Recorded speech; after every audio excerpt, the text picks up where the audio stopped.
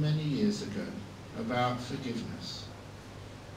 This story was related by a widow in the United States who recounted an experience she had at her husband's funeral service.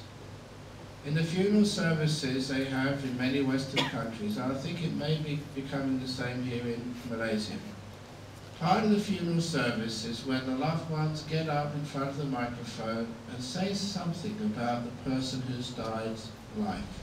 It's called the eulogies, the good words about what that person did and what they meant to all the family or friends and loved ones.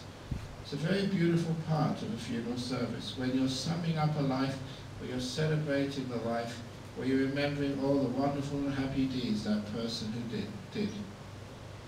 And when the wife came up to give the eulogy for her deceased husband, she took out of her purse half a sheet of paper.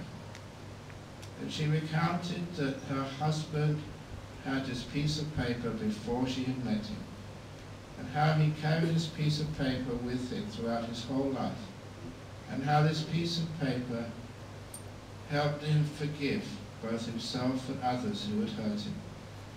It was his little forgiveness paper. And she recounted the origin of this half a sheet of paper.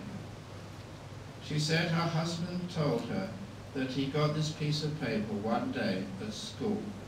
In his class of boys in some sort of high school in the United States, there was an argument in the classroom, and the two sides were about to have a fight. You know, even if it's in classrooms, sometimes the boys are boys and they're wanting to fight and settle the matter with violence. And the teacher in the class ordered them to sit down, and used his authority to make them sit down. And to solve the simmering tension in this classroom, so it didn't end up in a fight once they went into recess in the playground, he told everybody to take one sheet of paper out of their exercise book and to draw a vertical line down the middle of that sheet of paper. And in the top of that sheet of paper, write the name of the boy in that class they hated the most, their #1 enemy.